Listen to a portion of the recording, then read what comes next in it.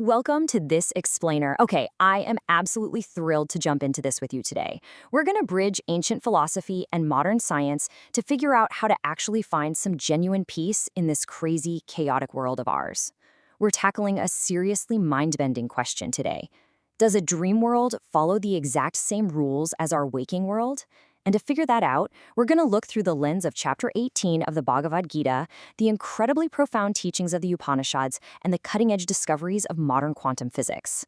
Grab a seat, because this is going to be fun. Right. Here is our roadmap for today. We're going to cover the dream versus waking world. Then quantum physics meets the Upanishads, escaping the dream trap, renunciation in modern life, and we'll wrap it all up with detachment, entropy, and peace. Section 1. The Dream versus Waking World, Illusion and Reality. Let's get right into it and challenge how you actually perceive the world around you. So we have to start with this incredibly provocative question. It's one that ancient seers and modern physicists have both wrestled with for ages. Is our waking world just a dream? Think about it. Does the world we walk around in every day follow the exact same fluid, constantly shifting rules as the landscapes we visit while we're sleeping? If you're looking for a real practical guide to living peacefully, getting some clarity in your actions, and actually excelling in a life that is frankly full of doubts and struggles, well, understanding the actual nature of your reality, that is step 1. And that brings us to a concept that gets wildly misunderstood: Maya. Now, in the Gita, Maya doesn't mean the world is some sort of fake matrix or an outright lie. Not at all. Instead, it teaches us that the solid, separate reality we think we're perceiving is actually incredibly fluid, interconnected, and impermanent. It's kind of like the structure of a dream, right? Our everyday perception is just giving us a very incomplete picture of the whole shebang. Well, what happens when we totally ignore that fluidity? When we falsely treat this probabilistic, dreamlike reality as a rigid, fixed thing that we can completely control, we suffer majorly. The ancient texts relate this perfectly to Arjuna's total collapse on the battlefield in the Gita. In our modern lives, treating reality as fixed leads to some brutal symptoms: severe decision paralysis, an amygdala hijack driven by sheer fear, and just complete emotional chaos. When your brain gets overloaded by all these probabilities that you're desperately trying to control, your prefrontal cortex literally shuts down. Okay, Section 2, Quantum Physics meets Upanishads, the science of the subtle. Let's look at how cutting-edge science actually backs up this ancient idea of a fluid, dreamlike reality. Notice the really cool transition here. We're moving from the Sthula, which is the gross, deterministic, easily measurable world of classical physics, right into the Sukshma, the subtle, deeply probabilistic realm of quantum mechanics. Because we literally can't always observe the quantum realm directly, we have to rely on inference, or what's known as anumana. We essentially have to infer that right beneath our solid everyday world lies this vast, unseen sea of shifting probabilities. This is where it gets wild. On the left side, we have Swapna, the dream state described in the Mandukya Upanishad, acting as a realm of pure, unadulterated potentiality. And over on the right, quantum superposition, where particles literally exist in multiple potential states at the exact same time. These two completely different frameworks are telling us the exact same thing. At its absolute base, reality is a state of endless, fluid potentiality. It's just like a dream before you decide what's going to happen next. So, the million-dollar question: how does all that shifting potential actually become our solid waking world? It's the observer effect. In both quantum physics and Vedantic philosophy, it is the observer, meaning your consciousness, that forces this fluid, dreamlike probability to collapse into a fixed, definite state. You aren't just sitting back as a passive witness watching the universe happen. Your awareness is actively shaping the reality you experience. Absolutely mind-blowing, right? Section 3. Escaping the dream trap. Identifying human suffering. If we are the ones shaping this probabilistic reality, why on earth are we all so stressed out? Let's turn to Chapter 18 of the Bhagavad Gita for some answers. Chapter 18 is honestly a masterclass in human psychology. Just look at this quote from verse 35. It calls out our suffering by identifying this toxic thing called tamasic fortitude.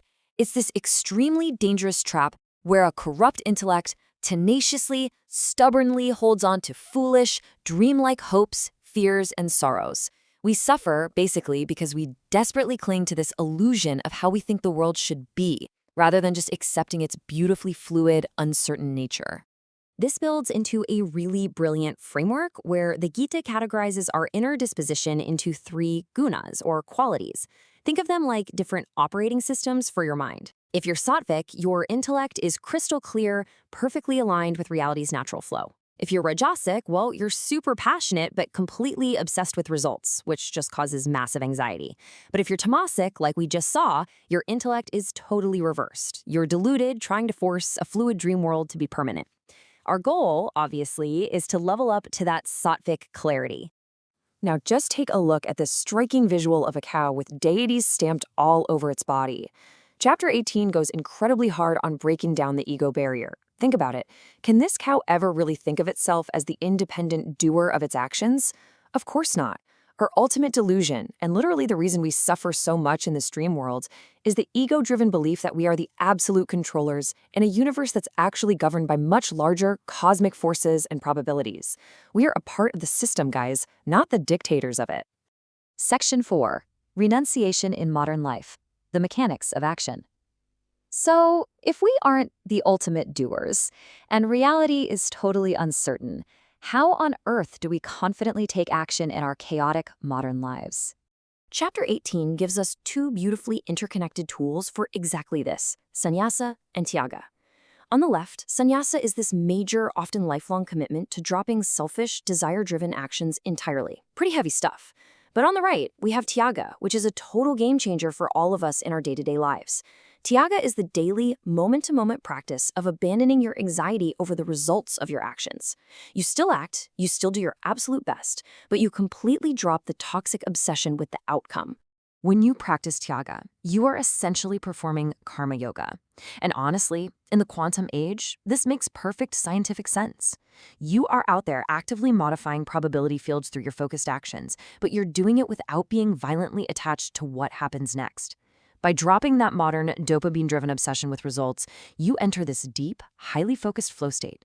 You start embracing the dreamlike uncertainty of the world, not as something terrifying, but as profound, absolute freedom. Section 5, Detachment, Entropy, and Peace, the Art of Living. Let's pull this all together with a really fascinating look at how these ancient concepts perfectly align with the physical laws of our universe.